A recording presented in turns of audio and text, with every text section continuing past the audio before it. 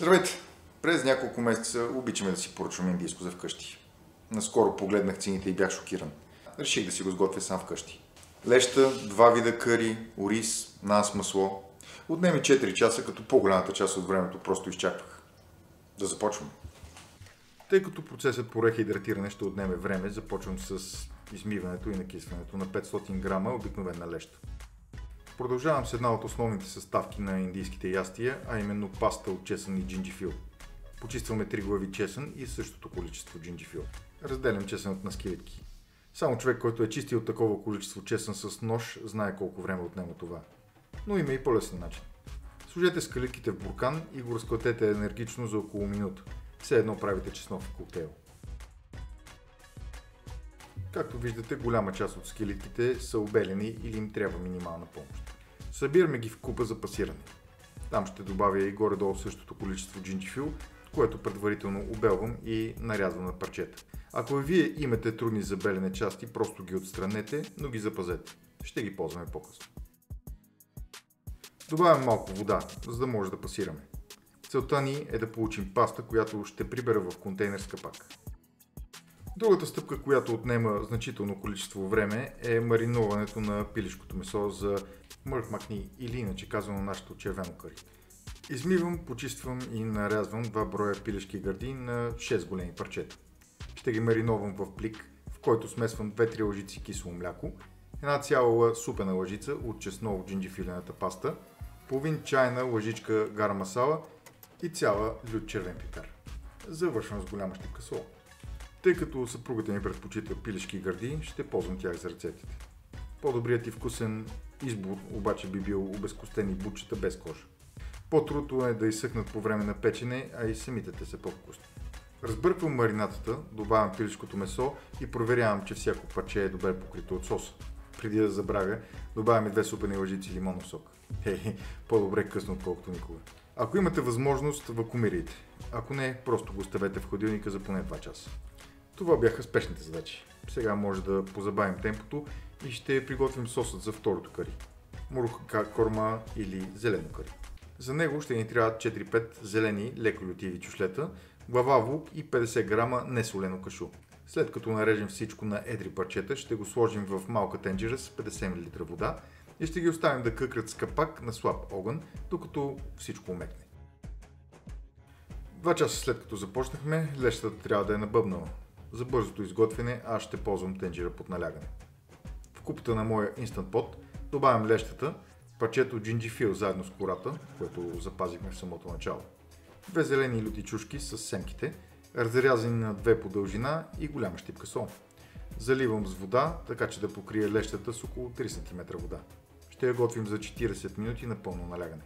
Ако нямате тенджера под налягане, на първия час след накисването започнете да готвите лещата в тенджера с капак на умерена сила, да къкри. Всеки има своите предпочитания как да хапва индийско. Много хора предпочитат ориз. Аз предпочитам нан. Въпросът е защо трябва да избирам. За да си приготвя 5 хлебчета нан с масло, в купа смесвам 75 грама кисело мляко, 200 мл вода с тайна температура, една чайна лъжица захар и една сол, една супена лъжица зехтин и 3 грама инстантна мая. Разбърквам добре съставките и добавям 375 грама обикновено брашно. Разбърквам добре с вярната си клечка, покривам и я оставям на страна за 20 минути, за да може брашното да поеме течностите. Да се върнем на зеленото кари. След 15 на минути съставките трябва да са омекнали. Лукът трябва да е станал прозрачен, а кашуто кремово. Прехвърлям в купата на ръчния блендер и пасирам до финна паста. Ако като мен имате трудности, можете да добавите няколко лъжици вода. Вкусяваме с щипка сол и прибираме настрани. До къде ли е стигнало тестото? Премесвам го няколко пъти и го оставям на топло, за да може да започне да втасва. Пилешкото месо за нашето червено кари стои вече 3 час в хладилника. Време е да го изпечем.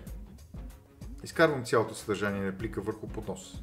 Подреждам ги така, че да няма застъпващи се парчета и пека в предварително загрята на максимум фурна на горен релтан. Поставям подносът възможно най-близо до него, за да може пилето да се запече възможно най-добре. Това отнема около 15 минути. Проверявайте го често, за да не се препече и изсъхне, особено ако ползвате пилешки гърди като мен. След кратка почивка от около 30 минути тестото се е отпуснало. помощта на малко олио ще го умеси още веднъж. Слагам мазнината на работната си повърхност и разделям на 5 топчета. Всяко от тях оформям до топка върху мазнината и оставям отново в купата за финално втасване. Нещата в кухнята се забързват отново. Лещата се е сготвила и налягането на тенджерата е спаднало. За нашата цел искаме зърната да се разпадат напълно при натискане между пръстите. Пилешкото ни за червеното кари е запечено и изготвено. Време е да задвижим и оризът. Измивам чаша дългозърнест ориз, в моя случай жасмин, който измивам няколко пъти в купа със студена вода, докато водата остане бистра. Прехвърлям купа с капак и наливам още чаша и малко вода. След като водата заври, намалям котлона на най-слабата си степен, слагам капака и оставям да се готви за 20 минути. Навлизаме в финалната фаза. Последната четвърт. Нарязвам половин глава лук и една зелена люта чушка на малки купчета. Загрявам олио, но не прекалявам с температурата, защото подправките ще изгорят лесно. Слагам една чайна лъжица цели зърна кимион, последвани от лука и чушката. Когато умекнат, зеленчуците добавям и по една супена лъжица от чеснолата паста, лют червен пипер и смнени зърна кориандър. Изчаквам 10 на секунди, докато подправките съживят ароматите си от топлото олио. Когато са в сезона си, може да ползвате пресни домати, а сега, през зимата, аз ще добавя консерва домати на купчета. Оставам да къкри на тих огън за 10 минути, за да може доматите да се разпаднат напълно. Изминаха и 20 минути за ориза. Премахвам го от котлона, разбърквам го добре с вилица, за да стане пухкав и го захлупвам за още 20 минути, за да се задуши. Това беше първото ястие. Да завършим лещата. От нея изваждам парченцата джинджифил и зелена чушка. Добавям голяма щипка сол. Използвайки тел, започвам бурно да разбърквам лещата. Целта е да получим кремообразна текстура, смачквайки отделните зранца, но и да запазим част от тях, за да имаме контраст. Може да ползвате ръчен блендер, но тогава има опасност да получите пюре. Към топлите подправки добавяме няколко черпака от течността на лещата. Разбъркваме добре и връщаме всичко в тенджерата. Финално добавяме 50 грама масло на купчета, по една чайна лъжица сминдух и гара масала и 50 мл животинска сметана. Оставаме на тих котлон, докато не стане време за хапване. Това беше и второто ястие – долма кхни. Но това не е краят. За червеното кари в тиган ще разтопя 50 грама масло, заедно с една супена лъжица олио. Олиото се добавя, за да се повиши температурата на изгаряне на маслото. Запържвам една зелена люта чушка, нарязана на финно, няколко много люти малки червени чушки. Съпругата ми обожава екстра люти ястия, вие преценете сами за себе си. Добавям по половин чайна лъжица гара масала, сминдух и опционално кориандър. Изчаквам докато усети ароматите на подправките и добавям 150 грама доматено пюре и една пълна супена лъжица от чесноло-джинджифиловата паста. Запържвам пастата и смесвам съставките. Продължаваме червения кари сос с една чайна лъжица много лют червен пипер, 2 супени лъжици мед и изпеченото мариновано пилешко с всички сосове от тавата, както и достатъчно вода, за да се получи полутечен сос. Финално добавям още половин чайна лъжица гара масала и сминдух. Ползваме ги в началото и края, защото искаме контрастът между сготвените и полусуровите подправки. По желание може да добавите 50 грама животинска сметана. Номер 3. Червен кари сос. Готов. Зеленото кари е най-лесното от всички. Измивам, почиствам и нарязвам още 2 пилешки гърти. В тиган загрявам олио и добавям пълна супена лъжица от чеснолата паста. Запържвам я добре и добавям месото заедно с щипка сол. Когато запържа месото от всички страни, добавям по една чайна лъжица смлян кориандър и кимион, както и по половин чайна лъжица гарам масала и куркума. Загряваме подправките, докато усетим аромата им и добавяме ученото пюре. Готвим до готовост на месото и на финала добавяме 50 мл животинска сметана. Станаха 4. Да завършим тази епопея с хляба нан.